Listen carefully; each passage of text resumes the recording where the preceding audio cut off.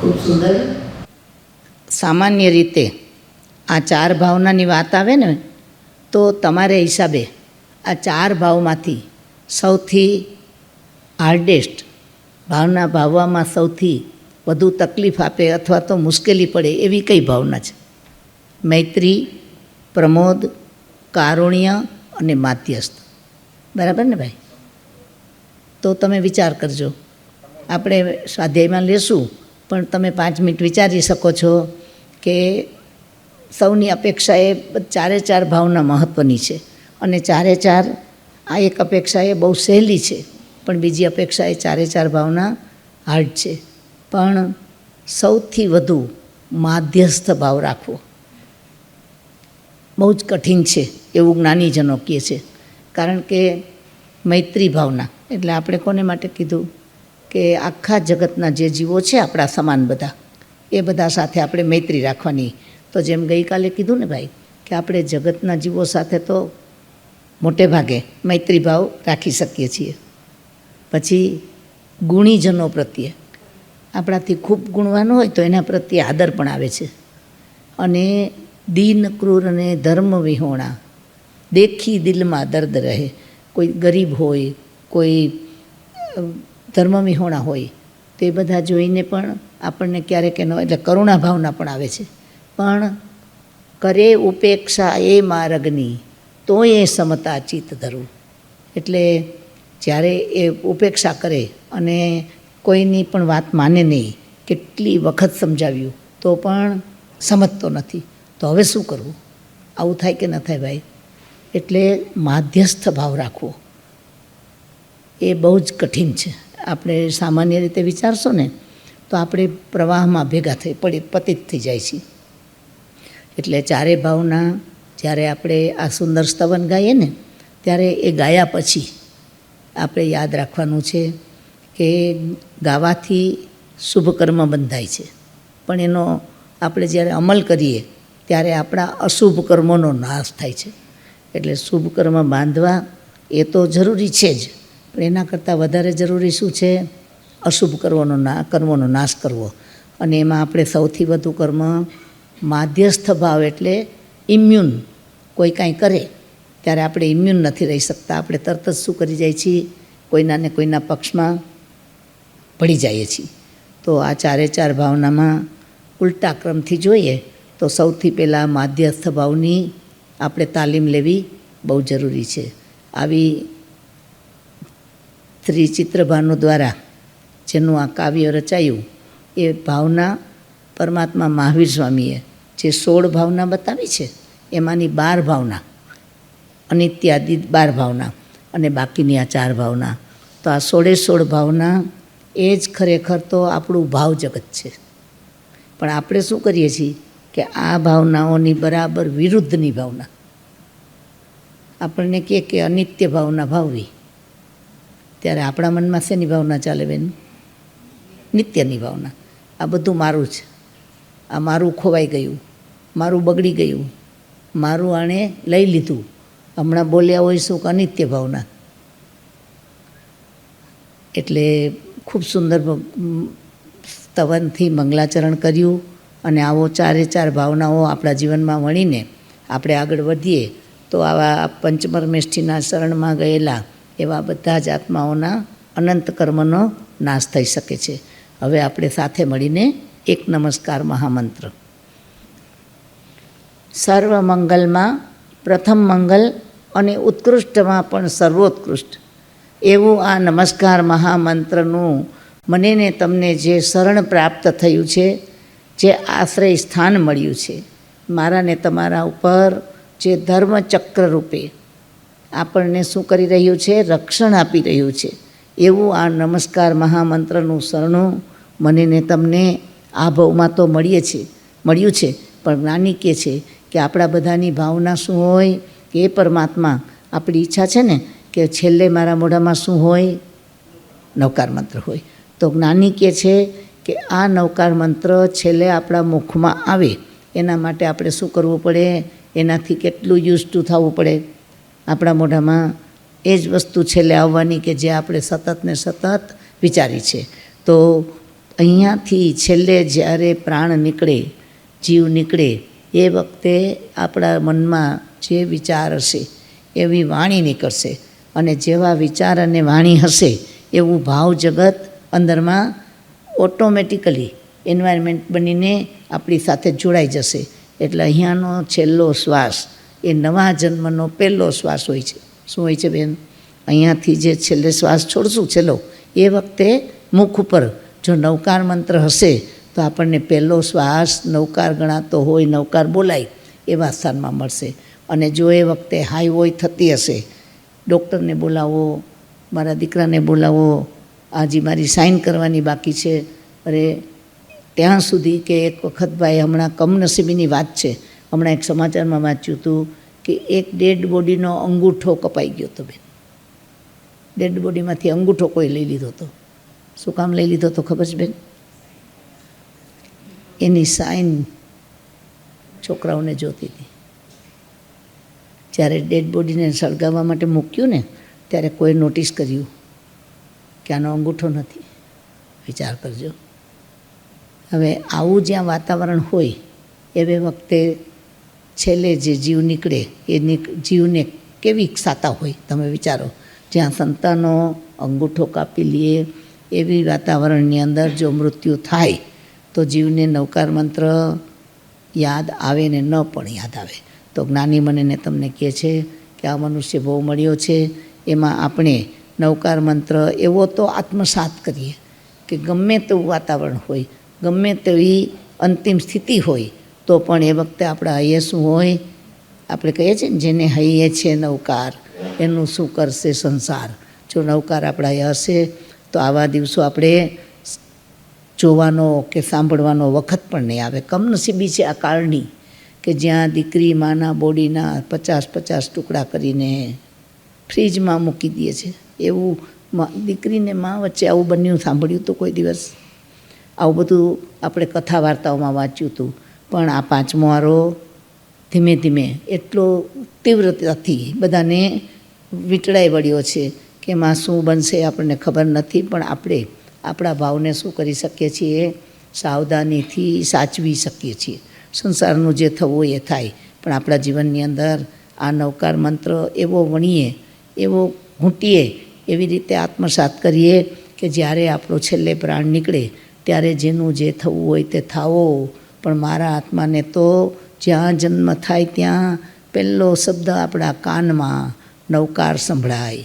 એવી ભાવના સાથે આપણે જો ભાવ કરીને રોજ એક વખત નવકાર મંત્રનું જ્યારે સ્મરણ કરીએ ને, ત્યારે ગોખીને બોલી જવા જેટલું નથી, પણ એની સાથે ભાવ જોડવો પડશે કે આ નવકાર મને આત્મસાત થવો, આ નવકાર મારા લોહીના અણુએ અણુમાં, મારા અણુએ અણુની અંદર. આપણે એમ કહેવાય છે કે શ્રેણિક મહારાજાને જ્યારે કોરડા મારતા, શ્રેણિક મહારાજાને કુણિકે જેલમાં કારાગારમાં નાખ્યા, એના ઉપર કોરડા વીંજાતા હતા. એ વખતે શ્રેણિક મહારાજાના મુખમાંથી ધ્વનિ નીકળતો હતો અરહમ અરહમ અરહમ. એટલે એ વખતે જે કોરડા મારનારો જલ્લાદ કહેવાય, એના કાનમાં રોજના 100 કોરડા ઓછામાં ઓછા એના ઉપર મારવામાં આવે. એ વખતેના મુખમાંથી 100 વખત અરહમ અરહમ અરહમ શબ્દ નીકળતો. અને પેલો જલ્લાદ એ શબ્દ સાંભળે ને, એ 100 વખત કાનમાં પડે ને, એનું હૃદય પરિવર્તન થઈ જતું. અને એ પોતે એ વખતે કોરડો લઈને કુણિકના ચરણમાં મૂકીને કહેતો કે મહારાજા, આ હું નોકરી છોડું છું, મારાથી આ કામ નહીં થાય. નહીં તો એનું નોકરી જ કરવાની હતી. જેમ કે ફાંસીગર છે તો એની તો જોબ છે ફાંસીએ ચડાવવાની, એમ આનું તો કામ જ હતું કે સજા કરવાની હોય ત્યારે આને બોલાવવામાં આવે, નહીં કોરડા ફટકારે. આવા કોરડા ફટકારવાની નોકરી જેને મળે એ જીવે પૂર્વે શું કર્યું હોય કલ્પના તો કરો. આખો ભવ એને શું કામ કરવાનું? ચામડાઓ ઉતરડી નાખવાના, વેદના આપવાની, પીડા આપવાની. આવી નોકરી કરવી પડે. જ્ઞાની કહે છે આ નોકરી કોઈને ફરજિયાત નથી કરવી પડતી. તીવ્રતાથી, જેને પીડા સાથે કોઈ પણ પ્રકારનો કરુણાભાવ ન રહ્યો હોય એવા જીવોને જ આવી નોકરી મળે છે. પણ એવા જીવને પણ આ અરહમ અરહમ અરહમ શબ્દથી શું થઈ જતું? હૃદય પરિવર્તન થઈ જતું. એટલે કથાકાર એમ કહે છે કે શ્રેણિક મહારાજાને રોજ નવો કોરડા મારવાવાળો માણસ શોધવો પડતો. અને કથામાં તો ત્યાં સુધી કીધું છે કે શ્રેણિક મહારાજાની જ્યારે ચિતા જલી ત્યારે એમાંથી ધુમાડો નીકળતો હતો, એનો આકાર પણ અરહમ અરહમ અરહમ થઈ જતો હતો. એટલે આવા શ્રેણિક મહારાજા કે જેમણે નર્કનું આયુષ્ય બાંધી લીધું હતું, એટલે છેલ્લે એનામાં લેશિયા આવી ગઈ. શું આવ્યું? સમયને માટે, થોડા સમયને માટે કૃષ્ણ લેશિયા આવી ગઈ. પણ જ્યારે સમ્યક દર્શનના પ્રભાવે સમ્યક દર્શન હતું, એટલે નર્કમાં પણ એણે શું નથી કર્યું? અનંતાનુબંધીના કર્મો બાંધ્યા નથી. એટલે સમ્યક દ્રષ્ટિ જીવ જે નમસ્કાર મહામંત્રનું આરાધન કરે છે, એ આરાધનામાં સંવેગ, નિર્વેદ, અનુકંપા અને આસ્થા એટલે શ્રદ્ધા, આ 5 ગુણો ઘૂંટાવા માંડે છે. તો હું ને તમે પણ નમસ્કાર મહામંત્રની સાથે આ 5 પદની સાથે આ 5 ગુણો પણ શું કરી લેવાના છે? એને કનેક્ટ કરી લેવાના છે. ખાલી નૌકા નથી બોલવાનો. સમતા, સંવેગ. સંવેગ એટલે શું? મોક્ષે જવાની ઉતાવળ. આપણે બધાને મોક્ષમાં જવું છે, પણ મોક્ષે જવાની ઉતાવળ નથી. જવું છે અનેશભાઈ મોક્ષમાં? ક્યારે જવું છે? આબોમાંથી જ? જુઓ, આ તો આ પાછળ શું કામ બેઠા છો? આવી જાઓ ભાઈ, પ્લીઝ પ્લીઝ પ્લીઝ. મહેન્દ્રભાઈ, આપ दोनों आ जाइए प्लीज़, दोनों आ जाइए. તો સંવેગ, નાની મને ને તમને કહે છે સંકિતના લક્ષણ. બધા માગો છો ને કે અમને સંકિત લઈને જવું છે, સંકિત લઈને જવું છે. તો સંકિત એ કોઈ વસ્તુ નથી કાપી શકાય, એ આત્માના પરિણામ છે, અંદરની આરત છે, અંદરનો નાદ છે. એટલે સૌથી પહેલાં સમતા આવે અને એની સાથે સંવેગ આવે. સંવેગ એટલે મોક્ષે જવાની ઉતાવળ. હવે આપણને તો મોક્ષે જવું છે, પણ આજે ને આજે અહીંથી સીધા જાઓ. હમણાં મહાવિદ્ય ક્ષેત્રમાંથી બોલાવવામાં આવે કે તમને બધાને અહીંથી લઈ જવા છે. આપણે બધા જ આંગળી ઊંચી કરશું કે મહાવિદ્યમાં જવું છે, પણ પાછું એમ કહેવામાં આવે કે આ વન વે ટિકિટ છે. ખરેખર બેન, અહીં હાથ મૂકીને પૂછો બેન, હજી ઘરે કેટલા કામ અધૂરા છે, કેટલી જવાબદારીઓ પૂરી કરવાની છે. એટલે આપણે ક્યાં અટક્યા છીએ? આ સંસારનું કયું કામ એવું છે કે આપણા વિના નહીં ચાલે? આપણે જૈનામાં જોયું ને, એક ભારતથી આવેલા એક પરિવાર, એટલે પતિ પત્ની દીકરીના ઘરે આવેલા, અને દીકરી એને લઈને જૈનામાં માતા પિતાને લઈને આવી હતી. અને છેલ્લા દિવસે આ 3000 લોકોની વચ્ચે જ્યારે ડૉક્ટરોને બોલાવવામાં આવ્યા કે ભાઈ કોઈ ભાઈને તકલીફ થઈ છે તો ડૉક્ટરો આવે, એ વખતે કે 4-5 ડૉક્ટરો પહોંચી ગયા હતા, એની ટ્રીટમેન્ટ પણ કરી હતી. અને 911 પણ આવી ગઈ અને હોસ્પિટલે પણ લઈ ગયા. થોડી વાર પછી સમાચાર આવ્યા કે સ્ટેબલ છે અને એન્જિયોપ્લાસ્ટી કરશે. અને અડધો કલાકમાં તો પાછા સમાચાર આવ્યા કે પાસ્ડ હવે. વિચારો, હવે જ્યારે એમણે પોતાનું વતન ઘર છોડ્યું હશે ત્યારે કેટલી વસ્તુ મનમાં અધૂરી હશે. એટલે આપણે બધા પણ, નાની આપણને કહે છે કે હજુ પણ આપણા વિના આ બધું ચાલી ન શકે ને આપણે કરવાનું બાકી છે. એક બાજુથી અનિત્ય બોલીએ છીએ ને બીજી બાજુ લિસ્ટ કેટલા વર્ષનું બનાવ્યું છે.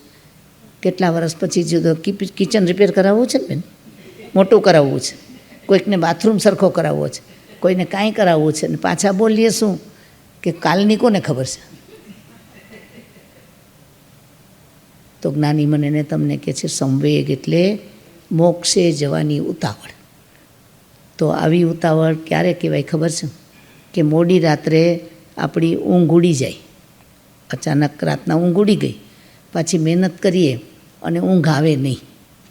એ વખતે શું કરવાનું? રાતના ઊંઘ ઉડી જાય અને ઊંઘ આવે નહીં તો શું કરવાનું બેન? નવકાર ગણવાના. સરસ વાત છે. પહેલાં તો ઘણા નાના હતા ને તેમ કહેતા કે અમે ટીવી ચાલુ કરીને બેસી જઈએ છીએ, કોઈ કે હું ચોપડી વાંચવા માંડું છું. પણ હવે આપણે થોડા ઇન્ટ્રોવર્ટ થયા એટલે માળા કરીએ છીએ. પણ માળા કરીને જલ્દી ઊંઘ આવી જાય એના માટે માળા કરીએ છીએ કે સવાર સુધી જાગવા માટે માળા કરીએ છીએ? માળા કરતી વખતે ભાવ શું છે કે નવકાર ગણશું એટલે માથા ઉપર એવો ભાર આવશે, ઘસઘસાટ ઊંઘ આવી જશે. પથારીમાંથી ઉઠીને પાથરણું પાથરીએ, કટાશણું પાથરીએ અને સામાયિક બાંધીને બેસીએ તો સંવેગ કહેવાય કે ભગવાન આ મારું નિદ્રા એટલે દર્શનાવર્ણીય કર્મનો ઉદય છે. મારાને તમારા પરમાત્મા 12.5 વર્ષમાં કેટલી ઊંઘ લીધી હતી ભાઈ? અંતર્મૂર્ત 12.5 વર્ષમાં જેને 48 મિનિટ્સ માત્ર એ પણ ઝપકી લીધી હતી. ઊંઘી નહોતા ગયા. ક્યારેક 4, 5, 6 દિવસે, ક્યારેક 15 દિવસે, જ્યારે શરીર એનું ઔદારિક શરીર છે, થાકીને ઝપકી લઈ લઈએ મોમેન્ટરી. આવી રીતે 12.5 વર્ષમાં 48 મિનિટની જેને ઊંઘ લીધી હતી એનું તો નક્કી જ હતું કે આ છેલ્લો ભવ છે. પણ એ જાણતા હતા કે મારે કેટલા કર્મ પૂરા કરીને અહીંથી જવાનું છે. એમાં હું ઊંઘી જઈશ તો મારા કર્મ પૂરા ખપશે નહીં. ત્યારે આપણને તો ખાતરી છે કે સવારે ઉઠીને કર્મ ખપાવશું, બરાબર ને? એટલે સંવેગ, મોક્ષે જવાની ઉતાવળ. નિર્વેદ, નિર્વેદ એટલે શું?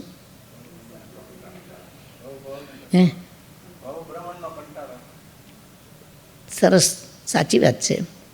આપણને ભવ ભ્રમણનો કંટાળો આવ્યો છે કે નહીં એ વિચાર કરવાનો છે આપણે. આ સમકીર્તિના લક્ષણ છે. આપણે દુર્ગતિમાં નથી જવું ને. આપણી વાત એ ચાલે છે કે દુર્ગતિના દરવાજા બંધ કરવા છે. તો એની અંદરમાં આજે આપણે ગઈકાલે વિચારણા કરી કે આપણે પહેલે દિવસે વાત જે કરી એની અંદરમાં આપણે વિચારણા કરી હતી ને કે મનુષ્ય ભવ કેટલો દુર્લભ છે. એની અંદરમાં નર્ક ગતિમાં જવું એ વારંવાર બન્યું છે. તો નર્ક ગતિ હવે નિવારવી છે તો શું કરવાથી નર્ક ગતિમાં ન જવાય? તો હવે આજે આપણે એ વિચારવું છે કે હવે તિર્યંચ ગતિમાં નથી જવું. નર્ક ગતિની વાત તો જાણી લીધી. તો આપણે એમ કહીએ છીએ કે એવા ક્લિષ્ટ પરિણામ, એવા ક્રૂર પરિણામ, એવા ઘાતકી પરિણામ સામાન્ય રીતે આપણે વારંવાર લાવતા નથી. પણ સમયે સમયે તિર્યંચ ગતિને યોગ્ય પરિણામો આપણા ભાવમાં ચાલે છે. તો એના માટે આપણે સાવધાની રાખવી છે કે તિર્યંચ ગતિમાં જવું નથી તો શું ના કરવું. તો એને માટે ખાસ વાત કરી છે કે સમતા આપણે જરૂર કેળવવાની છે. સંવેગ, મોક્ષે જવાની ઉતાવળ.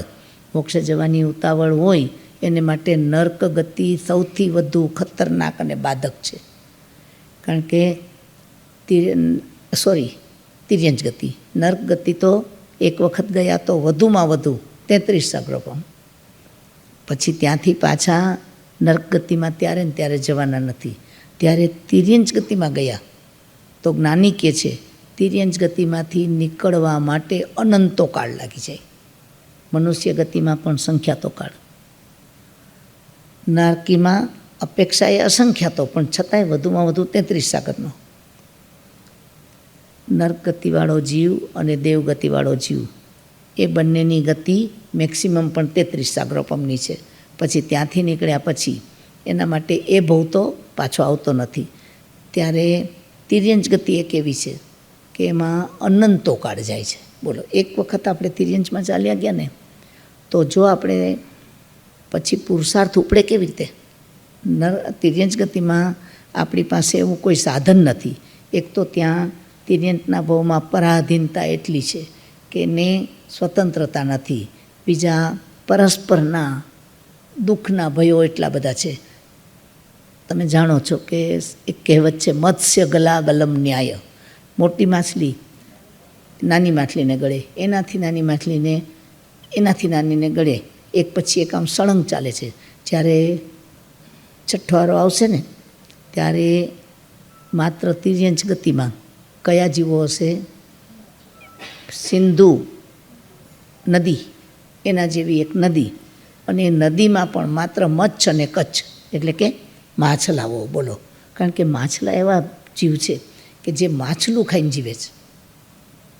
બીજા બધા જીવો છે ને એ પોતાની જાતિને ખાતા નથી મોટે ભાગે, પણ માછલા એવા છે કે મોટી માછલી નાનીને ખાય, એનાથી નાનીને ખાય, એનાથી નાખીને ખાય. એટલે આવા ભાવમાં ગયા તો જ્ઞાની કહે છે એમાં અનંતકાળ નીકળી જશે. તિર્યંજ ગતિનો કાળ અનંતકાળ છે, એટલે આવી ગતિમાં જવું નથી. એની આપણે જો વિચારણા કરતા હોઈએ તો અકાળ મરણ મોટે ભાગે તિર્યંજ ગતિમાં જીવોનું શું થાય છે? અકાળ મરણ. ભાગ્યે જ કોઈ તિર્યંજ પોતાના કાળે મરણ પામે, દેવતા કાળે મરણ પામે, નારકી પણ એનો કાળ પાકે ત્યારે મરણ પામે. મનુષ્ય પણ જો એના ઉપર આવું કોઈ અકસ્માત વગેરે ન આવે તો સામાન્ય રીતે કોઈનું મર્ડર થઈ જાય કે એ બધું અપવાદ રૂપે છે, પણ એવરેજ માણસ એ પોતાના મૃત્યુ. જ્યારે તિર્યંજ 99.99 તિર્યંજ એ પરસ્પરથી મરાય છે. આજે જેટલા હરણ છે એ બધા હરણ જંગલમાં નિર્ભય છે. સિંહ, વાઘ, આ બધા જંગલી પ્રાણીઓ રોજે રોજ કેટલા પ્રાણીઓની હત્યા કરે છે. એટલે મોટો જીવ નાના જીવને ખાઈ જાય, આવી જાતની વેદના આખો ભવ સુધી. એક વખત ગુરુદેવ કહેતા હતા કે તમારે વૈરાગ્ય લાવવો હોય ને તો તમારે એક નાનકડો તિર્યંજનો જીવ લેવો અને એનું ઓબ્ઝર્વેશન કરવું.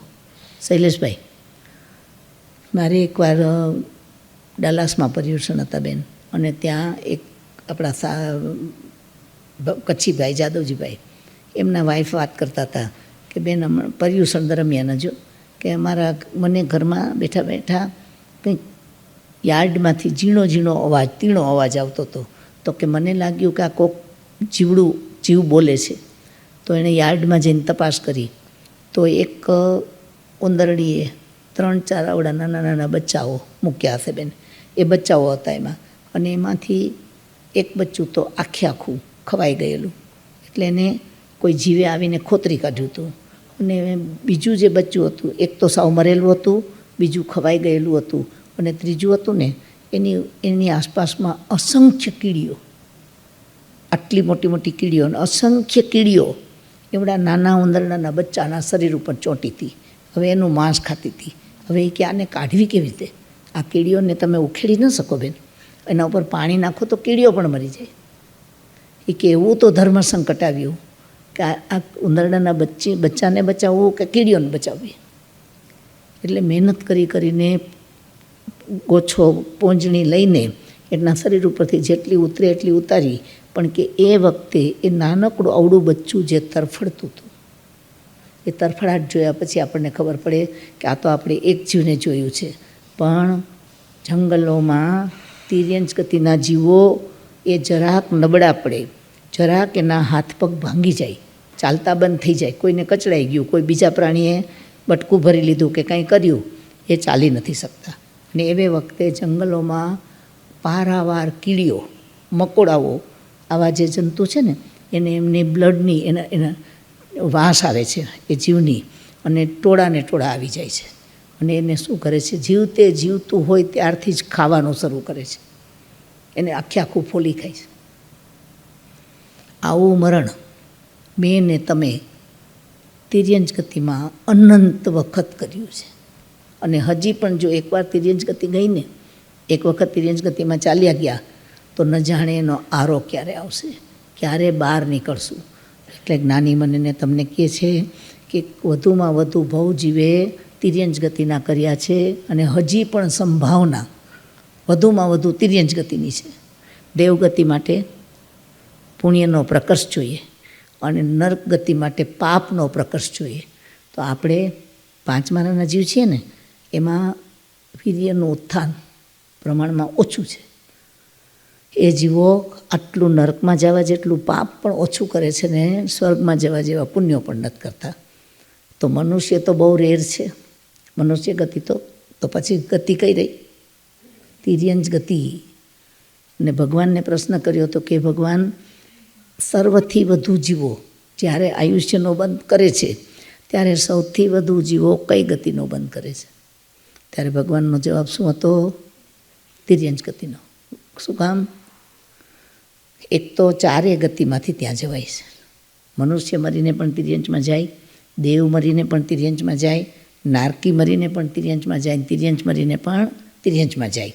બીજામાં આપણે વાત કરી કે નારકી મરીને નર્કમાં ન જાય, નારકી મરીને દેવગતિમાં ન જાય, દેવલોકનો દેવ મરીને દેવલોકમાં ન જાય, નર્કમાં પણ ન જાય. મનુષ્યમાં તો અતિ અતિ અલ્પ આવે, તો બાકી બધા નર્કના ને દેવતાના જીવો ક્યાં જાય છે? તિર્યંચમાં જાય છે. એટલે તમે ગમે એ અપેક્ષાએ વિચારશો ને તો તિર્યંચ ગતિ અતિ વધુ ને વધુ જીવો સમયે સમયે બાંધે છે. તો હવે આપણે ત્યાં તો દેવગતિને નરગતિમાં ચોઈસ નથી, ઓછામાં ઓછી છે. આપણી પાસે ચોઈસ છે કે નથી? આપણી પાસે ચોઈસ છે. તો જ્ઞાની મને તમને કહે છે કે સતત ભૂખ ને પ્યાસ. તો આપણે એમ માનીએ છીએ કે આ બધા જીવોને પેટ ભરીને ખાવાનું મળી જતું હશે. તિર્યંચના જીવોમાં એક તો પ્રકૃતિથી જ ક્ષુધા ઘણી. તિર્યંચના જીવોને સૌથી વધુ શું છે? એ લોકોમાં તમે ચકલીને જુઓ, દાણા નાખશો તો તમે 3 વખત ખાઓ છો, 4 વખત ખાઓ કે 5 વાર ખાઓ. જ્યારે પંખીને નાખો તે કેટલી વાર ખાય છે? આખો દિવસ. તો ત્યાં શું છે? ક્ષુધા વેદનીયનો ઉદય સૌથી વધુ છે. એક તો એને શાંતિથી ખાવા મળતું નથી, એ ડરતા ડરતા ખાય છે. જો એ ખાતું હોય ને તો આજુબાજુ ભયભીત નજર જોશે, કારણ કે મોટે ભાગે એ ખાતા ખાતા શિકાર થઈ જાય છે. એ બિચારું ખાવામાં બેધ્યાન થાય એ વખતે એના ઉપર કોઈને કોઈ હુમલો કરીને ખાઈ જાય છે. એટલે સતત ભૂખ પ્યાસ અને મરણ, અને ઉપરાંતમાં આપણા અત્યાચારો, માનવજાત અત્યાચાર કરે છે. કોના ઉપર સૌથી વધુ કરે છે? તિર્યંચ જગત ઉપર કરે છે. તો જ્ઞાની મને તમને કહે છે, એક તો એની મૂઢતા છે, વિકાસનો કોઈ ચાન્સ નહીં.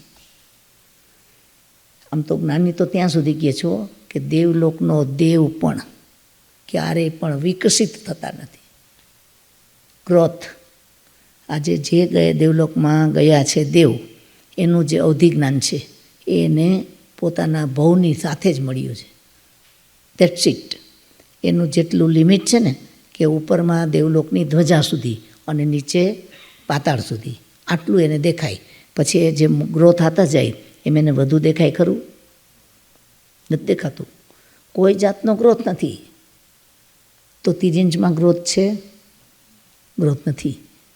આ જે પ્રાણી છે ને એ અમેરિકામાં પંખી માળા બાંધે કે બંગલા બાંધે? શું બાંધે ભાઈ? કેમ ભાઈ? અમેરિકા તો ડેવલપ કન્ટ્રી છે. અને 1000 વર્ષ પહેલાં પણ પંખી માળા બાંધતા હતા, અને આજે પણ માળા બાંધશે ને 1 કરોડ વર્ષ પછી પણ. ત્યાં શું નથી? માનસિક વિકાસ નથી બેન. એટલે જે ગતિમાં મૂઢતાનો પાર નથી. એને ટ્રેન્ડ કરાય છે પણ એની બુદ્ધિનો વિકાસ નથી થતો. તમે એને ડિસિપ્લિનમાં લાવો છો પણ એની પોતાની બૌદ્ધિક ક્ષમતા એ વધતી નથી. તો વિચારો, આવી તિર્યંચ ગતિ જેના વિશે જ્ઞાનીએ એટલા બધા વર્ણનો કર્યા છે કે આપણને નર્કનો ભય લાગે ને એના કરતાં જ્ઞાની કહે છે તિર્યંચથી વધુ ડર છે. નર્કમાં એક પવમાં છૂટી જાય પણ તિર્યંચ ગતિમાં અનંતો કાળ નીકળી જશે. તો આવા તિર્યંચ પવમાં ન જવા માટે સંવેગ, નિર્વેદ, અનુકંપા. નિર્વેદ એટલે સંસારની અસારતાનો ડગલે ને ડગલે અહેસાસ. આપણે કાદવમાં પગ પડે તો આપણે પાછો બીજો પગ કાદવમાં નાખીએ કે ઉપાડી લઈએ? શું કામ? કાદવમાં આપણો પગ પડે એ આપણને ગમતું નથી, પણ એક પડી ગયો તો બીજો તો ન જ નાખીએ. એમ સંસારમાં આપણો રસ કેટલો રાખવાનો? દીકરા દીકરીમાં રસ છે, પતિ પત્નીમાં રસ છે, ધન વૈભવમાં રસ છે, કીર્તિ અને યશમાં રસ છે. તો જ્ઞાની મને તમને કહે છે કે એની અંદરમાં આપણને નિર્વેદ આવ્યો ન કહેવાય. જ્યાં સુધી સંસારના એક પણ સ્વરૂપમાં આપણને આનંદ આવે, એની અંદર આપણને ગમવા માંડે અને આપણને એની ઝંખના થવા માંડે તો એનો રાગ કહેવાય. નિર્વેદ ન કહેવાય. જેમ કોરોના આવ્યું એ વખતે જેને કોવિડ હોય એને કોઈ હગ કર્યું? ન કર્યું. શું કામ ન કર્યું? ડર હતો ને રોગ લાગી જવાનો. તો જેમ આપણે સાપને હાથમાં સુંવાળો હોવા છતાં એને હાથ પર હાથ ફેરવતા નથી, રોગીને જેની અંદરમાં ઇન્ફેક્શન લાગે એવા રોગીને ક્યારેય પણ વાલો હોય તો પણ હગ કરવા જતા નથી. એમ જ્ઞાની કહે છે કે આ સંસાર ગમે એટલો સુંદર લાગે તો પણ એની અંદરમાં આપણે આસક્ત ન થવાય. એટલે આસક્ત ન થવાનું પાછું સમજણપૂર્વકનું કારણ જ્ઞાની બોલ્યા છે એટલે નહીં, અનુભવથી, કે આ સંસારમાં જેટલા ચોંટ્યા એને શું પરિણામ મળ્યું? ચક્રવર્તીનું સુખ એટલે આ લોકનું સર્વશ્રેષ્ઠ સુખ. એ ચક્રવર્તી પણ જો પોતાના ભોગમાં આસક્ત રહ્યા તો ક્યાં ગયા બેન? પાક્કું છે ભાઈ? તો આપણને આ બધા સુખો ગમે છે કે એમાં નિર્વેદ આવે છે. ઘરે પરિગ્રહ વધે, પ્રશંસા વધે, આપણને સ્મિત સમૂહ વધે, આપણને આ બધું વધે ત્યારે ખરેખર અંદરમાં એમ લાગે છે કે આ બંધન વધ્યા. લાગે છે ક્યાંય બંધન વધ્યા? જો નથી લાગતું, એક બાજુથી છૂટવું છે ને બીજી બાજુથી શું કરીએ છીએ? બંધન વધારીએ છીએ. તો જ્ઞાની કહે છે બંધનને બંધન માને, ભલે છોડી ન શકે પણ બંધન છે એટલું માને ને તો એનું નામ નિર્વેદ છે.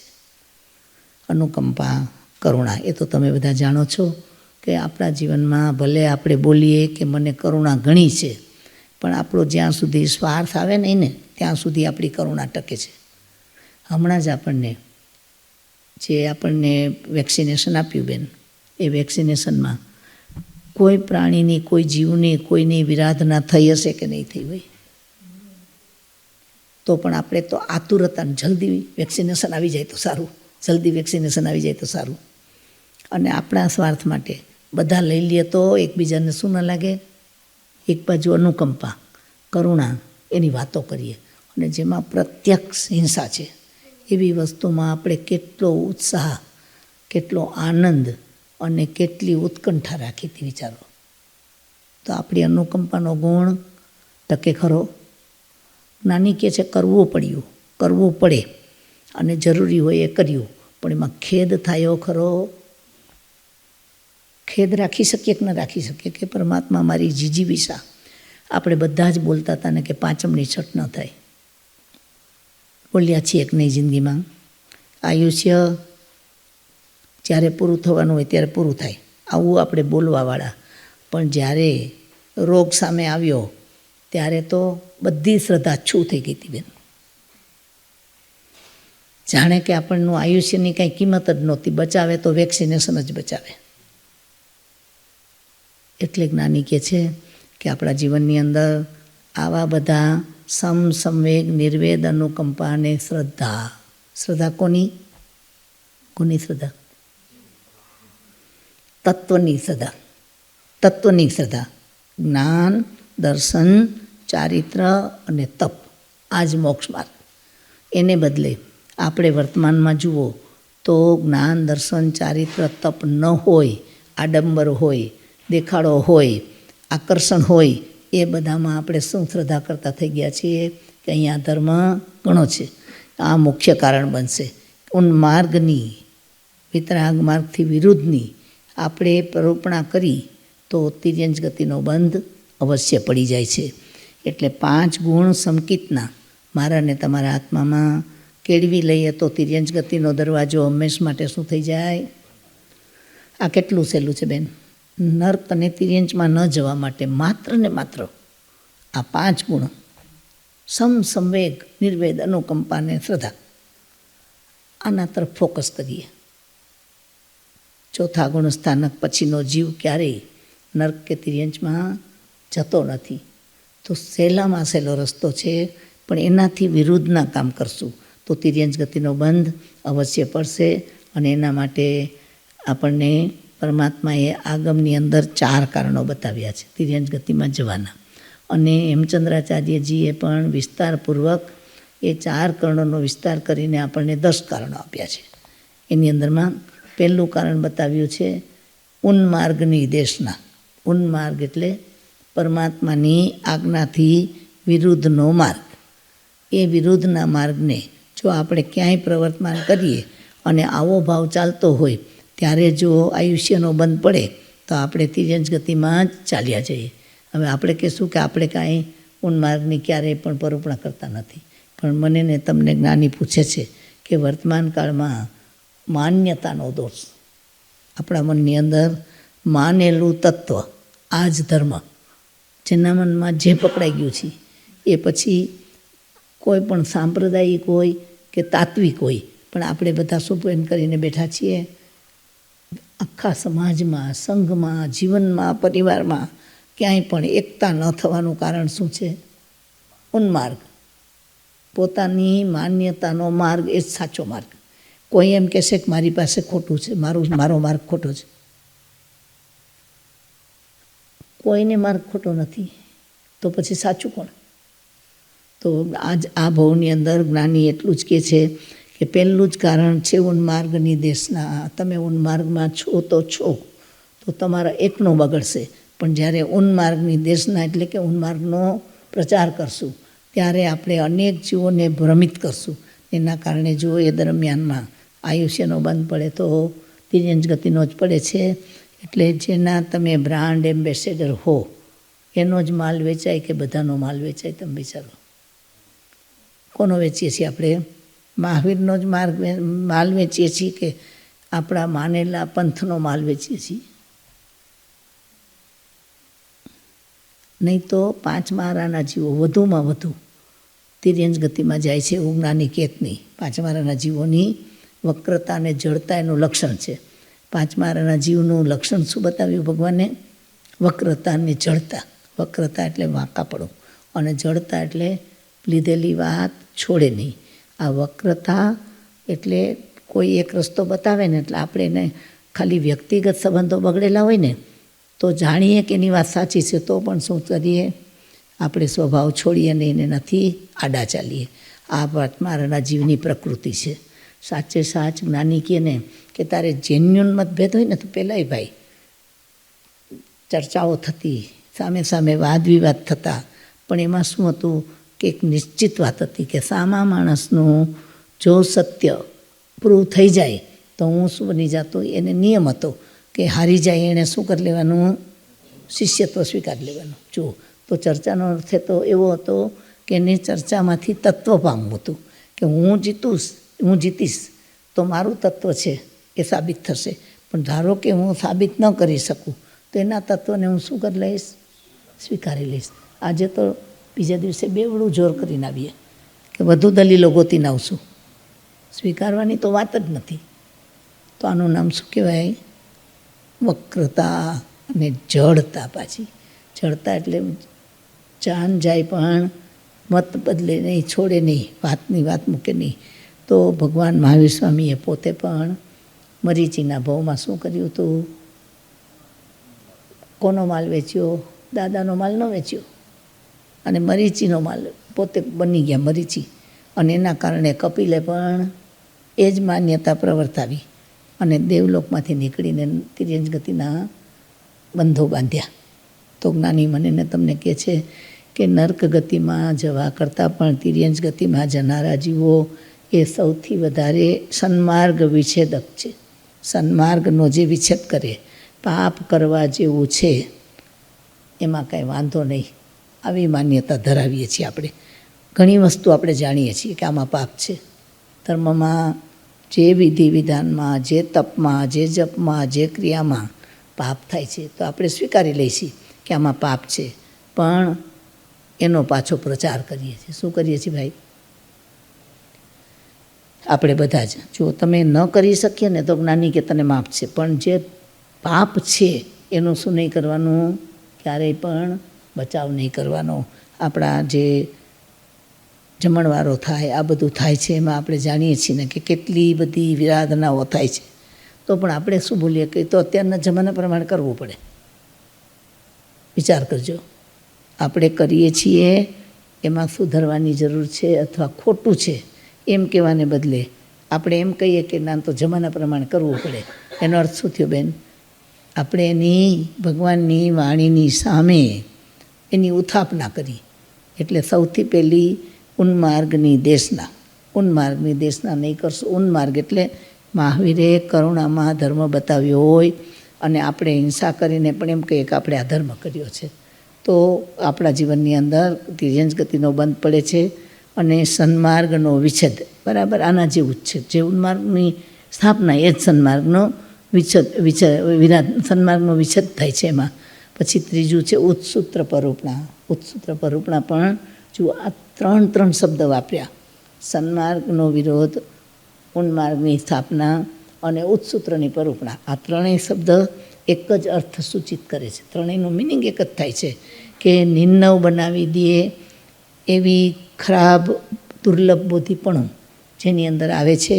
ધર્મ ન કરી શકાય તો કબૂલ છે, ધર્મ ન પાળી શકાય તો કબૂલ છે, પણ આ કર્યા વિના ચાલે. વર્તમાન કાળમાં 5મો આરો છે. આપણે એવું કરીએ તો કાંઈ ધર્મ કોઈ કરે નહીં. નવી પેઢીને ધર્મમાં કરવું હોય તો આ બધી છૂટ આપવી પડે. આવી વાતો નવી પેઢીને કરવું હોય કરે, એની ના નથી, પણ આમાં ધર્મ છે એવું ના કરાય. શું ન કરાય? ખોટું એ ખોટું છે, પણ આપણી યોગ્યતા નથી. આ વર્તમાન કાળ કઠિન છે એટલે આપણે ન કરવા જેવાની પણ શું કરીએ છીએ? ચલાવી લઈએ છીએ. ચલાવી લેવું એક વાત છે ને માની જવું એ બીજી વાત છે. તો ક્યારેય પણ ઉત્સૂત્રની પરૂપણા ક્યારેય પણ કરવી નહીં. નાની કે છે કે ચારિત્રમાં ભ્રષ્ટતા આવે ને ભાઈ, ચારિત્રમાં દોષ આવે ને તો એની સજા બહુ ઓછી છે. આજે સ્થૂલીભદ્ર છે એ બધા ઘણા ચારિત્રથી ભ્રષ્ટ થઈ ગયા હતા, પણ એ પાછા શું માનતા હતા કે આ ખોટું છે. પોતે ચારિત્ર છોડ્યું હતું પણ અંદરમાં આત્મા કહેતો હતો કે તું ખોટું કરજ, ખોટું કરજ, ખોટું કરજ. એટલે વર્ષોના વર્ષો સુધી, 12 વર્ષ સુધી વેશ્યાના ઘરમાં રહેવા છતાં પણ એ નર્કમાં કે તિર્યંચમાં ગયા નથી. કારણ કે અંદરમાં શું હતું કે wrong is wrong is wrong. જ્યારે આપણે શું કરીએ? ખોટું કરીને એને જસ્ટિફાઈ કરીએ. અત્યારની વર્તમાન કાળની એક મોટામાં મોટી કમનસીબી છે કે બુદ્ધિ એટલી બધી છે કે એને જસ્ટિફાઈ કરી દે છે. એના કારણે આવા વિચારો ધરાવીએ ને તો જ્ઞાની કહે છે એના કારણે તિર્યંચ ગતિ બંધાઈ જાય છે. એટલે દર્શનમાંથી ભ્રષ્ટ ન થવું, ચારિત્રની ભ્રષ્ટતામાં પાછા વળી શકાય છે. કારણ કે ખોટું માન્યું ને એટલે પાછો સુધરી જાય, પણ જે ખોટું જ નથી એમ માનીને કરે એ પાછો તિર્યંચ ગતિમાંથી પણ દુર્લભ બોધી થઈ જાય છે. એટલે એક દાખલો આપ્યો છે. એક સાધ્વીજી હતા, રજા નામની સાધ્વી. આચાર્ય રામસુરીશ્વરજી મહારાજાના વ્યાખ્યાનોમાં આપ્યું છે કે રજા નામની સાધ્વી હતી. એ સાધુ માર્ગમાં સચેત પાણી પીવાય નહીં એટલે ઉકાળેલું પાણી પીતા હતા, પણ પોતાને ઉકાળેલા પાણીનો ભાવ નહોતો રહ્યો. એને અણગમો થતો હતો, ફાવતું નહોતું, ભાવતું નહોતું. એના કારણે એણે શું કર્યું કે એમના શરીરમાં કોઢ થયો ને તો એણે બીજાને શું કારણ આપ્યું, નાના નાના સાથીઓને, કે આ ઉકાળેલું પાણી પીવાથી મને કોઢ થઈ ગયો છે. એટલે નાના નાના બધા સાધીઓ ધીમે ધીમે શું કરવા માંડ્યા? ઉકાળેલું પાણી છોડવા માંડ્યા. એટલે ઉકાળેલું પાણી છોડ્યું એ તો ચારિત્રનું ભ્રષ્ટતા છે, પણ એ ઉકાળેલું પાણી છોડવાની પાછળ પોતાની જાતને જસ્ટિફાઈ કરી, એટલે પોતાની જ શ્રદ્ધા ચાલી ગઈ. એના કારણે કેટલા બધા સાધીઓને ઉન્માર્ગે લઈ ગયા. આખરે એક વખત જ્યારે યોગ્ય ગુરુ પધાર્યા, જે જ્ઞાની ગુરુ હતા, એના કારણે એણે આવીને કીધું કે આ રોગનું કારણ એના પૂર્વના પાપ કર્મ છે. ઉકાળેલા પાણીથી કદી પણ કોઢ થતો નથી. એટલે સાધુપણામાં ગયા પછી પણ નાના એવા પોતાના દોષને છુપાવવા માટે જ્ઞાની કહે છે કે આવું જો પાપ થઈ જાય છે તો આપણે આપણા જીવનમાં યાદ રાખજો કે આપણાથી જે નથી થતું, એક કાયરતા છે તો કબૂલ છે, ઉપવાસ નથી થતો, આયંબિલ નથી થતી, એકાશનું નથી થતું, અને કદાચ કર્યા પછી એકવાર એમાં દોષ લાગ્યો તો પણ જ્ઞાની કે છે એનું પ્રાયશ્ચિત છે. આપણને શું આપ્યું છે? અતિક્રમ, વ્યતિક્રમ, અતિચાર, અનાચાર. પણ એને જસ્ટિફાઈ ન કરાય. આ કાળ એવો છે, આટલું તો ચલાવી લેવાય, આટલામાં તો કાંઈ વાંધો નહીં. જ્યારે એમ બોલ્યા ને કે આમાં કાંઈ વાંધો નહીં, જ્ઞાની કે છે કર્મ સત્તાને મોટામાં મોટો વાંધો પડી જશે. એટલે ભાષા ઉપર અને ભાવના ઉપર વિચાર ઉપર અને વાણી ઉપર આપણે પૂરેપૂરી સાવધાની નહીં રાખીએ તો તિર્યંચ ગતિનો બંધ પડી જશે. અને ત્રીજું કારણ આપ્યું છે ગૂઢ ચિત્તતા એટલે માયા. આખા બધા કારણોમાં છે ને તિર્યંચ ગતિમાં સૌથી પહેલાં મુખ્ય માયા છે, કપટ. ત્યારે વર્તમાન કાળ કેવો છે કે જેમાં માયાને તો માયા ગણાતી જ નથી. આ ચાલાકીનો કાળ છે. માયા કરી શકે ને જે વધુ ચાલાક બની શકે એ બધા હોશિયારીમાં ખપે છે અને સરળ જીવો મૂર્ખમાં ખપે છે. એક વખત છે ને ભાઈ, એક મોટા સ્ટોરમાં એના સ્ટોરેજમાં એક તોફાની છોકરાઓની ટોળી ઘૂસી ગઈ હતી અને બધા મસ્તીખોર હતા. એટલે એણે શું કર્યું, ટેગ બદલવા માંડ્યા. મોટું સાધન હતું એનું ટેગ કાઢીને એટલે મોટું મશીન હોય એમાંથી ટેગ કાઢીને એક જગ ઉપર મૂકી દીધું અને જગનું ટેગ લઈને પેલા મશીન ઉપર મૂકી દીધું. એટલે મોટી મોટી વસ્તુઓની કિંમત સાવ ડાઉન થઈ ગઈ અને નાની નાની કિંમત વધારવા માંડી. હવે એ તો બધા ઉપર ટેગ તો મારેલા જ હોય. એટલે સ્ટોરમાંથી લોકો માલ ખરીદીને નીકળવા માંડ્યા ને તો ઓલું જે એનું પ્રાઇસ ટેસ્ટ કરવાવાળો જે બિલ બનાવવાવાળો એ વિચારમાં પડ્યા કે આટલી મોટી મોટી વસ્તુની આ પ્રાઇસ કેવી રીતે છે, આવું તો હોય નહીં, તો સ્ટોર ઉઠી જાય. તો તરત જ તપાસ કરી તો ખબર પડી કે આ કોઈએ ગડબડ કરી નાખી છે. પછી તો સ્ટોર બંધ કરી દીધો અને બધું પાછા શું કર્યું, રીટેગિંગ કર્યું, બધા ટેગ પાછા બનાવ્યા. આજે માનવના મગજમાં આવી તોફાની ટોળી ઘૂસી ગઈ છે. શું થયું ભાઈ, એણે બધા લેબલ બદલી નાખ્યા છે. આજે સીધો સરળ છોકરો હોય તો મા બાપને શું કહેવામાં આવે, આને જરાક હોશિયાર કરો. આ બધાને શું કરવું જોઈએ, આ જમાનામાં ચાલે, આવા રહીએ તો ચાલે, બધું સાચું બોલી દે ચાલે. ખરેખર વિચારજો, આપણે ઘણીવાર આપણે એને શું કહીએ છીએ, પ્રેક્ટિકલ થવું. પ્રેક્ટિકલ થવું એટલે શું, ચાલાકી કરો. જ્ઞાની કહે છે કે જે સાચું છે એ સાચું જ છે, તો કમસે કમ તું તો એની અનુમોદના ના કર. કોઈ સીધો સાદો માણસ હોય તો એને આપણે મૂર્ખ કહીએ છીએ. શું કહીએ છીએ? એટલે જૂઠ્ઠું, કોઈ પણ પ્રકારનું જૂઠ્ઠાણું, તનનું હોય, મનનું હોય, વચનનું હોય, જે પણ હોય એ બધું જ જૂઠ એ તિર્યંચ ગતિનું કારણ છે. અને એને વક્રતા કહેવાય. શું કહેવાય? વાંકાપણું. તિર્યંચની આકૃતિ કેવી છે, કીડીથી માંડીને ડાયનાસોર સુધી તમે કોઈ પણ જીવને જુઓ ને તેની ઊંચાઈ કરતાં એની પહોળાઈ વધારે આવશે. એની સ્પાઇનલ કોર્ડ એ સીધી નથી, એની સ્પાઇનલ કોર્ડ આડી છે. ગાય, ભેંસ, બકરી, કૂતરા, બિલાડા ગમે તેને જોશો તો એની સ્પાઇન કેવું છે, ત્રાંસું છે. મનુષ્યમાં એક જ જીવમાં એવું છે કે એની સ્પાઇનલ કોર્ડ તદ્દન સીધી છે અને નર્ક ગતિના જીવને સ્પાઇનલ કોર્ડ જ નથી. એનું શરીર જ એવું છે પારાનું, જેમ છૂટું પડી જાય એમ. અને દેવલોકના દેવતાઓમાં પણ વૈક્રય શરીર છે. એટલે એમાં ચેતાતંત્ર, કોઈ પણ દેવલોકનો દેવતા જેટલું અવધિ જ્ઞાન લઈને ગયો હોય જન્મે ત્યારે એટલા જ અવધિ જ્ઞાન સાથે મૃત્યુ પામે. પછી બીજા દેવલોકના દેવ ભણે તો ત્રીજા દેવલોકના જેટલું ન જાણી શકે, ન જાણી શકે. અને જેટલું જ્ઞાન લઈને ગયા છે એમાં એ કશો ફેરફાર ન કરી શકે, કારણ કે એની પાસે જે અવધિ જ્ઞાન છે ને એ દર્શન છે. શું છે? દેખાવાનું છે.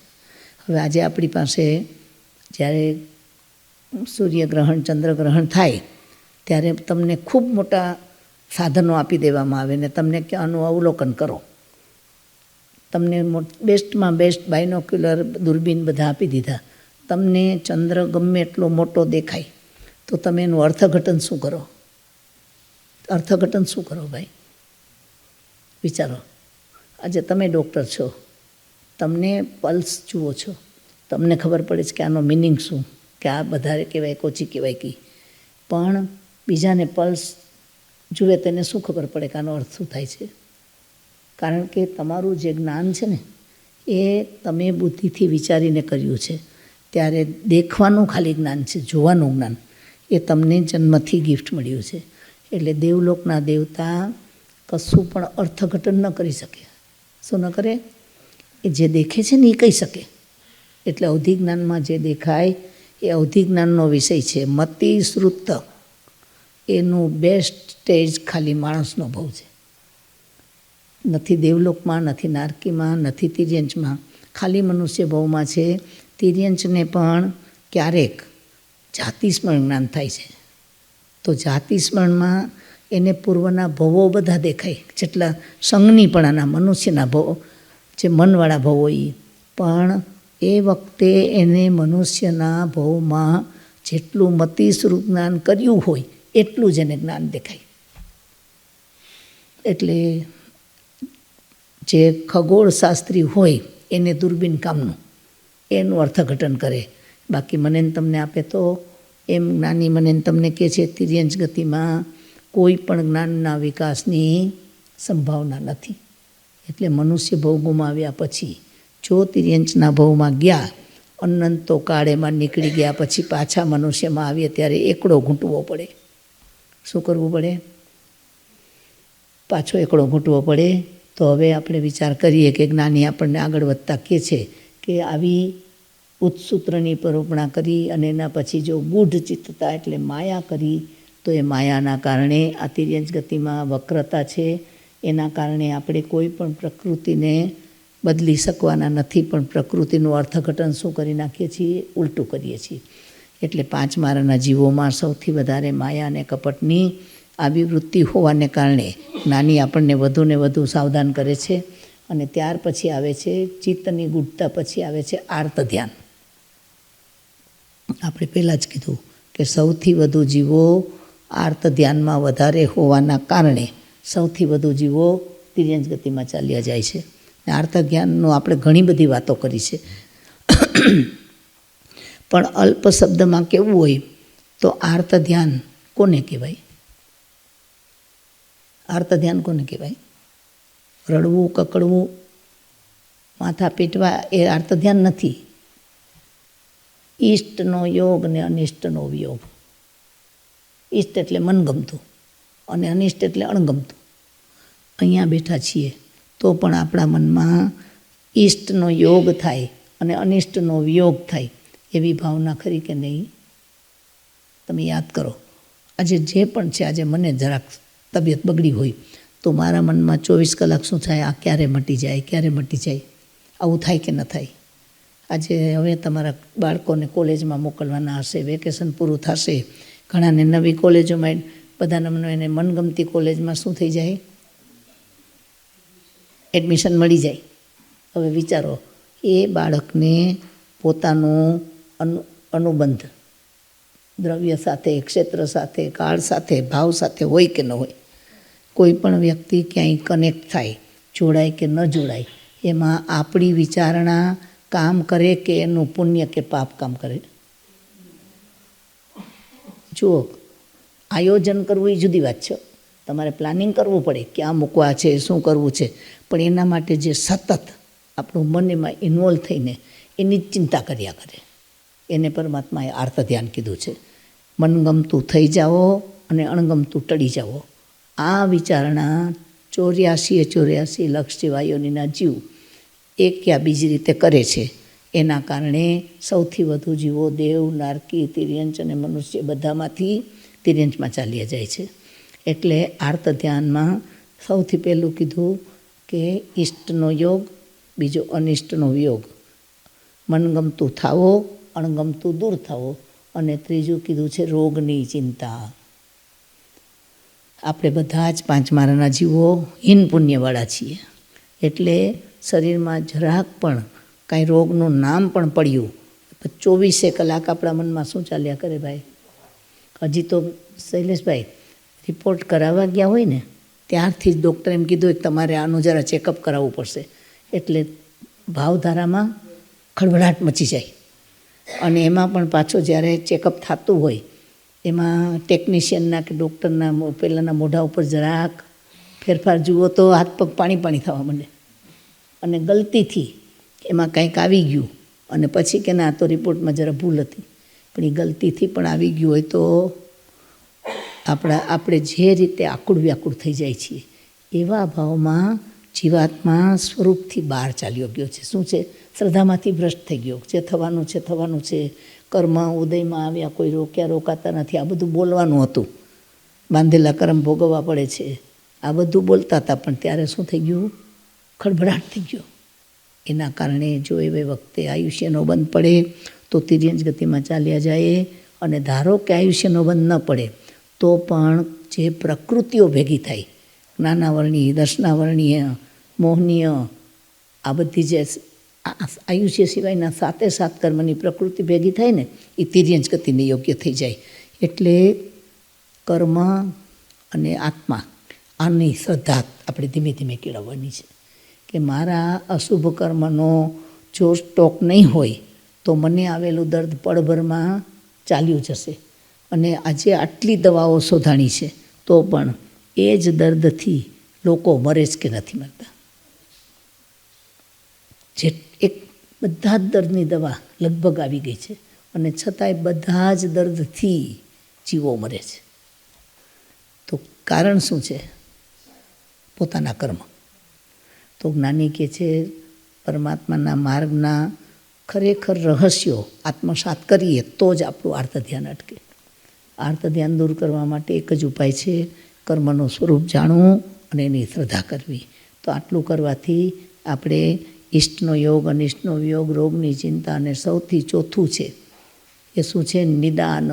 નિદાન એટલે મને જે મળ્યું છે એ બધું પરમેનન્ટ રહો. આપણે બધા બોલીએ છીએ ને ભાઈ કે જીવીએ ત્યાં સુધી કેમ જીવીએ? હાલતા ચાલતા રહીએ. આ વાત આપણે ઘણી વાર કરી છે કે બધાની એક જ ઈચ્છા છે કે આપણે બધા જીવીએ ત્યાં સુધી હાલતા ચાલતા રહીએ. તો જ્ઞાની કે છે એક ભાવ તરીકે સાતાનો ભાવ થયો. આ શું થયો? સાતાનો ભાવ થયો. હવે સાતા એ ઈચ્છવાથી નથી મળતી, પણ અનુભાગમાં હોય તો મળે છે. આપણા ઈચ્છવાથી આપણને સાતા રહેવાની નથી. તો આપણે શું ઈચ્છવાનું? કે જ્યારે ઈચ્છા તો બધાની છે કે સાતા રહીએ, પણ હે પરમાત્મા, ધારો કે મારા આ સાતાનો ઉદય આવે તો એ વખતે મને શું મળે? મારી સમજણ વધે. ધારો કે સાતાનો ઉદય આવ્યો તો આપણે ત્યારે શું માગવાનું છે? જો આપણે બધાની સહાય માગીએ છીએ ત્યારે જ્ઞાની કહે છે સહાય તો પૂર્વના પુણ્યનો ઉદય હશે ને તો મળશે. નહીંતર શું માગવાનું છે? સદબુદ્ધિ માગવાની છે. જો સદબુદ્ધિ માંગીએ કે પરમાત્મા ગમે એવો કપરો કાળ આવે તો મને શું આપજે? સહન કરવાનું બળ આપજે. તો આપણે એને બદલે આપણે તો શું કરીએ? ત્યારે ને ત્યારે જાપ જપવા માંડીએ, કોક આવીને મદદ કરી જાય એમ. એની અંદરમાં જાપ જપવા એ ખોટા નથી, પણ એની સાથે શ્રદ્ધા હોવી જોઈએ કે આ બધા જાપ મારા પુણ્યમાં વધારો કરશે, મારા અશુભ કર્મોને અટકાવશે, મારા પાપ કર્મોનું શું કરશે? ઉપશમ કરશે, પુણ્ય કર્મની ઉદીર્ણા કરશે. પણ એનાથી હું બચી જ જઈશ એની કોઈ ગેરંટી નથી. એટલે મારા જાપ મને એટલા માટે કરું છું કે મારી સમાધિથી, સમતાપૂર્વક અને સમાધિપૂર્વક મરવું છે કે હટાકટા મરવું છે, સાતાપૂર્વક મરવું છે? વિચારજો. આપણે બધા બોલીએ ને કે છેવટ સુધી શું રહીએ? હાલતા ચાલતા રહીએ, સાજા નરવા રહીએ. તો જ્ઞાની કહે છે એ કોના હાથમાં છે? આપણા પાપ અને પુણ્યના હાથમાં છે. પણ સમાધિમાં રહેવું એ કોના હાથમાં છે? આપણા હાથમાં છે. તો જે જીવાત્મા સમાધિની સાધના કરે છે એ પરમાત્માની આજ્ઞાની સાધના કરે છે, અને જે જીવ માત્ર સાતાની ઝંખના કરે છે એ જીવ પરમાત્માની આજ્ઞાની વિરાધના કરે છે. એટલે પરમાત્માની આજ્ઞાની વિરાધના કરતા હોય તો એના કારણે શું થાય છે? પાપ કર્મનો જ બંધ પડે અને નીચ નામ ગોત્ર બંધાય, અને આયુષ્યનો બંધ પડે તો તિર્યંજ ગતિમાં જવાય, અને તીવ્ર ભાવ આવી જાય તો નર્ક ગતિમાં પણ ચાલ્યા જવાય. એટલે આર્ત ધ્યાન બહુ જ સુલભ છે, સહેલું છે. ધર્મ ધ્યાન તો દુર્લભ છે, પણ રૌદ્ર ધ્યાનમાં પણ હજી આપણે બ્રેક મારી શકીએ છીએ. જવા દો, નથી કરવું. પણ આર્ત ધ્યાનમાં બ્રેક મારી શકતા નથી. બહુ નાની નાની વાત છે કે ખાલી અહીંયા આવ્યા હોય ને ઘરમાં કાંઈક ગડબડ હોય તો અહીંયા ગમે એવું તત્વ સાંભળતા હોય ને તો પણ આપણા ચિત્તમાં ગડબડ ક્યાં નહીં ચાલે, ત્યાંની ઘરની તો ગડબડ ચાલતી હોય. એવે વખતે શું કરવાનું છે ભાઈ? કર્મસત્તાનો સ્વીકાર કરવાનો છે. એકવાર એક બન્યું હતું ભાઈ, એક શેઠ, સાચી બનેલી ઘટના છે ભાઈ, મારવાડમાં ગુરુ ભગવંતના દર્શન કરવા ગયા છે. નજીકના નાના ગામમાં ગુરુદેવ બિરાજતા હતા, ત્યાં આવ્યા છે. અને આવીને વિચાર કર્યો હતો કે વ્યાખ્યાન સાંભળીશ, ગુરુદેવના દર્શન કરીશ અને પછી પાછું નીકળી જઈશ. પણ યાદ આવ્યું કે આજ તો તિથિ છે, તો કે હવે આજે આવ્યો છું તો ગુરુદેવના વ્યાખ્યાન સુધી તો બેસવું તો એને બદલે હવે આજે અહીંયા બેસીને પૌષત કરી લો. બરાબર પૌષત કર્યો ભાઈ, પૌષત પચક્યો. અને થોડી વાર થઈને પૌષત પચક્યા પછી પોતાના ગામથી, નજીકનું ગામ હતું, ત્યાંથી એક, આ સાચી બનેલી ઘટના છે, વાર્તા નથી, એક માણસ આવે છે. 2-3 કલાક થઈ ગયા છે ત્યારે કંઈ આપણી જેમ કાર લઈને નહોતું જવાતું, એટલે કોઈ બીજાના સાયકલ હોય કે જે કાંઈ એવા ગાડું હોય કે એવા કોઈ સાધન ઉપર આવે છે. પણ 2 બાકડો બનીને આવે છે ને કે શેઠજી જલ્દી પાછા આવો, આપણી દુકાનમાં રેડ પડી છે. સોના ચાંદીના વેપારી હતા, 20 કિલો સોનું અને બીજું કેટલું બધું અલંકારો વગેરે બધું જ એ લોકો જપ્ત કરી ગયા છે. હવે એ વખતે શેઠ વિચારે છે કે હજી તો પોસો પચક્યો છે. શું થયું છે ભાઈ? પોસાના પચકાણ કર્યા છે. હવે સામાન્ય રીતે જીવને શું વિચાર આવે? પચખાણ ન લઈ લીધા હોત તો ફાસેમી, પાલેમી, અણુપાલેમી, હું સ્પર્શ ના કરું, પાલના કરું ને અનુપાલન કરું. જે વ્રત લઈએ ને એની શું કરવાની છે? પાલના કરવાની છે અને અનુપાલના કરે. તીરિયમ કીટિયમ સોહિયમ, તીર સુધી પહોંચાડવું. આપણી સામાયિક બાંધ્યા પછી છેલ્લા સમય સુધી 48 મિનિટની છેલ્લી સેકન્ડ સુધી આપણો ભાવ ટકે છે ખરો? આપણે સારા માઠા કાંઈ પણ સમાચાર, અરે સામાયિકમાં બેઠા હોય કોકને ફોનમાં બોલતા સાંભળી જાઓ, ઘરમાં વાત થતી હોય, પછી સામાયિકના શું હાલ થાય? એને આર્ત ધ્યાન કહેવાય. એમાં જો એવા ભાવમાં આયુષ્યનો બંધ પડે ને તો જ્ઞાની કહે છે તિર્યંશ ગતિમાં ચાલ્યા જવાય. એટલે આ શેઠ વિચારે છે કે મેં તો હવે પોસો લઈ લીધો છે, નો વે. આ બીજા હોય તો વિચારે ને કે થોડોક વહેલો આવ્યો તો પોસો ના લેત, તો પોસાનું શું થાય? વિરાધના થઈ કે નહીં? છે વ્રત, લીધા છે પચકાણ, સાધના કરવી છે, આત્માની નજીક જવું છે, પણ ભાવમાં શું ચાલ્યું? પોસો ન લીધો તો સારું. પોસો ગયો, ભાવમાંથી ગયો. એક પૌષત કર્યા પછી વિચાર આવ્યા, બપોરનો સમય થયો, સાંજનો સમય થયો, હજી સૂર્યાસ્ત નથી થયો. વિકલ્પો આવે છે કે કાલે જઈશ, પછી કહે છે કાલે જઈશ, એના માટે થઈને મારી આજના આખી પૌષદની ક્રિયા ડહોળાઈ જશે, કાલે નથી જવું. બોલો, ઊભા થયા અને ગુરુ પાસે ગયા. ગુરુદેવ બીજો 6 પોસો કરાવો. વિચાર કરીએ, આપણી જાતને વિચારીએ કે આનું આત્મબળ, શ્રદ્ધા, તત્વનો વિશ્વાસ અને પુણ્ય પાપની જાણકારી કેટલી ઊંડી હશે. આવું બળ મનુષ્ય ભવમાં કેળવાય, બીજે કંઈ ન કેળવાય. બીજો દિવસ થયો. હવે 1 દિવસ પછી જવાનું છે ને, હજી મન થોડું ચંચળ છે. સવારે ઉઠીને ગુરુદેવ 8મ પોસો પચકાવો. ને આપણે હોય તો 24 કલાક કેમ કાઢી હોય? જલ્દી સવાર પડે અને જલ્દી જઈને બધા છેડા અડાડું. શું કહે? આ બધું બચાવવા માટે કંઈક તો કરવું પડશે ને. પોસામાં આખી રાત ઊંઘી શકે ખરા? અને ઊંઘે કદાચ તો ઊંઘ કેવી હોય, એના વિકલ્પો કેવા હોય? તો આ એક વાત ઉપરથી આપણને લગાવવાનું છે. આમાં તો એના પૈસાની વાત હતી, પણ તનની હોય, મનની હોય, ધનની હોય, પરિવારની હોય, શરીરની હોય, ગમે તે વાત હોય, આપણે 24 કલાક આર્ત ધ્યાનમાં છીએ. 8મ થઈ ગયો. 3જે દિવસ સુધીના પચખાણ થઈ ગયા એટલે મન શાંત થયું. જે થવાનું હશે એ થશે, જે કર્મનો હિસાબ હશે એ કર્મ કરશે, મારે મારા આત્માનું કલ્યાણ કરવું છે. 3 દિવસ પછી સવારે પૌષધ પાડે છે, ત્યાં ગામમાંથી પાછો માણસ આવે છે અને સમાચાર આપે, શેઠજી બધું થાળે પડી ગયું છે અને કોઈ આપણા ઉપર વેર લેવા માટે દ્વેષ રાખીને આવી ખોટી માહિતી આપી હતી, આપણું બધું જ સોનું હીરામોતી બધું પાછું આવી ગયું છે. હવે શેઠે ધારો કે પોસો પાડી લીધો હોત અથવા તો વિકલ્પો કર્યા હોત તો પણ જે બનવાનું હતું એ જ બનત, અને ના કર્યું તો પણ બન્યું કે ના બન્યું. આ શ્રદ્ધા જેના જીવનમાં એકવાર આવી ગઈ એ નર્કમાં કે તિર્યંશમાં કદી જતો નથી. અને આમાંથી જો અટવાયા, મૂંઝાયા, છટક્યા, અટક્યા તો તિર્યંશ ગતિનો બંધ પડતા તો વાર નહીં લાગે. એટલે માયા નાની કહે છે કે આપણને આ બધું કરવામાં આપણે તરત જ કેવી ગોઠવણો મનમાં કરવા માંડીએ. ભાઈ બિઝનેસમાં કાંઈ તકલીફ હોય તો એ વખતે આપણે એને સેટલ કરવા માટે કયું કામ બાકી રાખીએ. ખોટું બોલવું પડે, ખોટો સ્ટેટમેન્ટ આપવું પડે, ખોટી સાઇન કરવી પડે, જે પણ કરવું પડે એના માટે મન તૈયાર થઈ જાય છે. એ કરવાનો વખત ન પણ આવે, પણ જો મેન્ટલી પ્રિપેર હોય ને તો એ વખતે તિર્યંશ ગતિને યોગ્ય દલીકો બંધાય અને આયુષ્યનો બંધ પડે તો તિર્યંશ ગતિમાં ચાલ્યા જાય છે. એટલે સૌથી વધુ માયા આપણે આપણી જાત સાથે કરીએ છીએ. આપણી જાતને જ છેતરીએ છીએ, કારણ કે આપણે જાણીએ છીએ કે આપણે આવા નથી, અને આપણે શો કેવો કરીએ છીએ બહાર,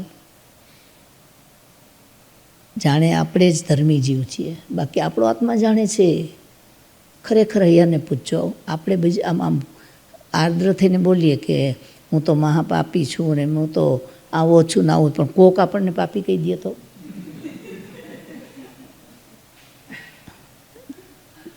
વિચારો. આ આપણે કેટલી બધી માયાને છળકપટ કરીએ છીએ, આપણી જાતને છેતરીએ છીએ. તો આવી જાતની માયાના પર આપણને તો કેટલા બધા દાખલાઓ આપ્યા છે. એમાં આપણે પેલી વિનય રત્નની માયા કહાની તમે બધા જાણો છો કે રાજાનું ખૂન કરવા માટે ગુરુ પાસે દીક્ષા લઈને 12 વર્ષ સુધી કટારી પોતાના રજોહરણમાં છુપાવી અને સાધુ બનીને એટલા જ્ઞાની બન્યા કે ગુરુ તો એના ઉપર ઓળઘોળ થઈ ગયા, પટ્ટ શિષ્ય બની ગયો અને વિનય રત્ન નામ પડ્યું. એવો વિનયનો ભંડાર બની ગયો અને મોકો મળ્યો તો શું કર્યું? રાજાનું ખૂન કર્યું.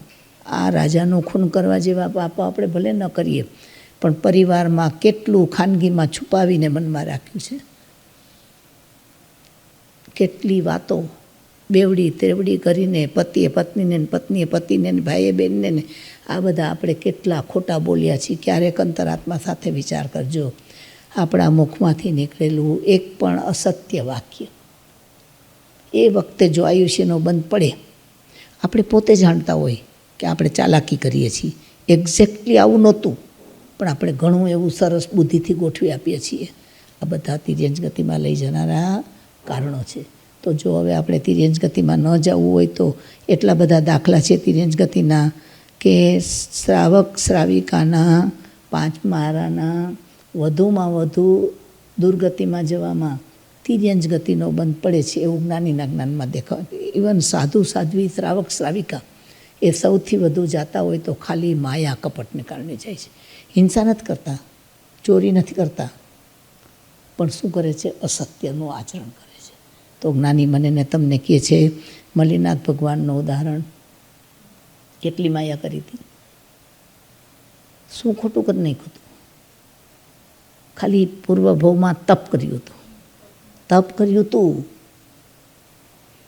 ઓછું નહીં વધુ કર્યું હતું.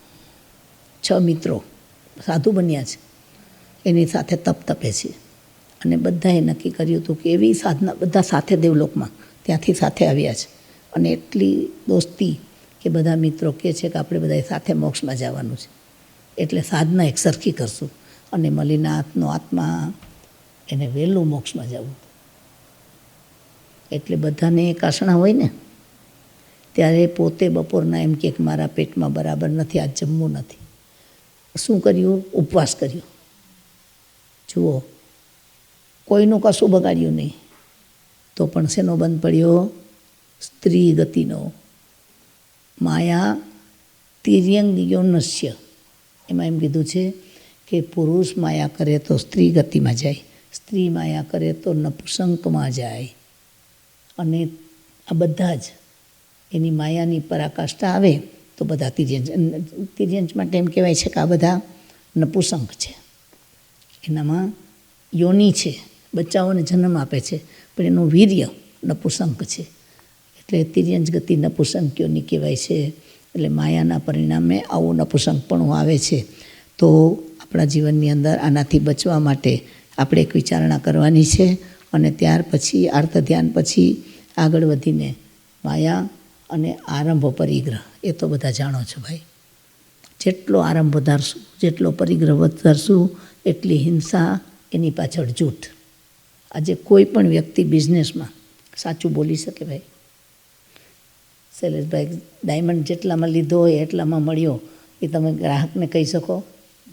એ કે હમણાં કેમ તમારું પહેલાં તો આટલાનું હતું ભાઈ, હમણાં બહુ શું થયું, ભાવ વધી ગયા છે. આપણી આગળ માલ તો 5 વર્ષ પહેલાંનો હોઈ શકે, પણ આપણે શું કહીએ, અત્યારે અમને મોંઘું પડે છે. એટલે કોઈ પણ જાતનો બિઝનેસ હોય, કોઈને પણ માટે, પણ એની અંદર શું કરવું પડે છે? માયા કરવી પડે છે. તો જ્ઞાની કહે છે, આરંભ સમારંભ વિના ક્યારેય ધન વધતું નથી, પરિગ્રહ વધતો નથી. અને એ પરિગ્રહને ધન વધારતી વખતે આપણને યાદ પણ રહેતું નથી કે આપણે એની અંદરમાં માયા પ્રપંચ કરીએ છીએ. તો આરંભ પરિગ્રહ અને શીલ વ્રતના પાલનમાં અતિચારોનું દોષિતપણું. શીલ વ્રત દેવલોકની ગતિનું કારણ છે, પણ એ જ શીલ વ્રતમાં જો અતિચારો લગાડે અને પાછું એનું શું કરે, એ દોષિતપણું પાછું છુપાવે. પેલી લક્ષ્મણા સાધ્વીનું જાણો છો, શું પાપ કર્યું હતું? વિચાર આવ્યો હતો, ખાલી વિકલ્પ આવ્યો હતો કે આ પંખીઓ મૈથુન કરે છે, એમાં શું ખોટું છે? આટલો વિચાર આવ્યો હતો. પોતે કશો દોષ કર્યો નથી, અને ગુરુ પાસે આ પ્રાયશ્ચિત લેવા જાય છે. વિચારે છે કે મને ખોટો વિકલ્પ આવ્યો છે. તો ગુરુને પ્રાયશ્ચિતની વખતે પૂછે છે, ગુરુદેવ, આવો કોઈ વિચાર કરે તો એને શું પ્રાયશ્ચિત આવે? શું કીધું? આવો વિચાર મેં કર્યો છે એમ ન કીધું, પણ આવો કોઈ વિચાર કરે તો એને શું પ્રાયશ્ચિત આવે? અને ગુરુએ એને પ્રાયશ્ચિત કીધું. એના કરતાં અનેક ગણું વધારે પ્રાયશ્ચિત એણે લીધું. ગુરુએ એમ કીધું હોય ને કે 8 અઠમ આવે, તો એણે 16 અઠમ કર્યા. તો પણ માયાનો દોષ ધોવાયો નહીં, અને એના કારણે કેટલી 24 સુધી હજી એનો ભવનો પરિભ્રમણનો કાળ વધી ગયો છે.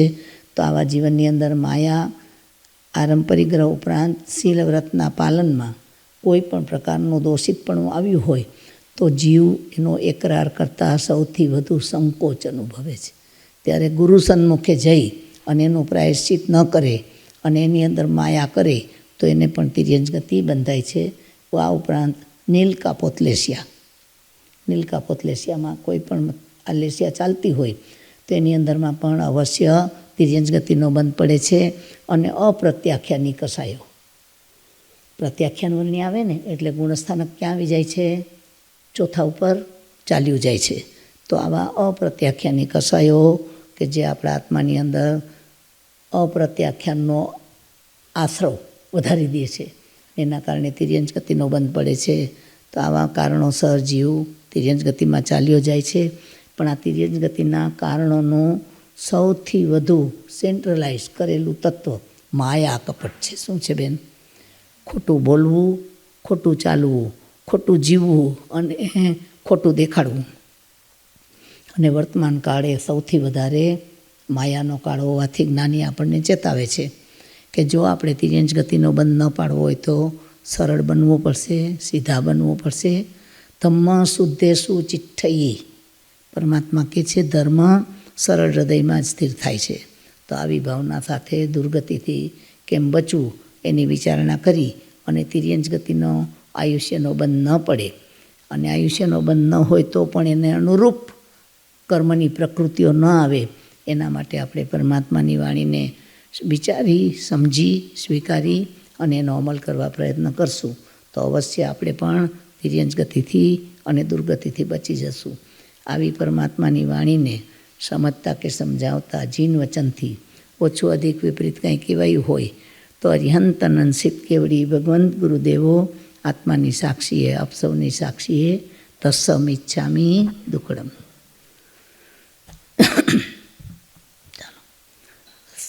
સર્વમંગલ સર્વમંગલ માંગલ્યમ સર્વકલ્યાણકારણમ પ્રધાનમ સર્વધર્માણામ જૈનમ જયતિ શાસનમ.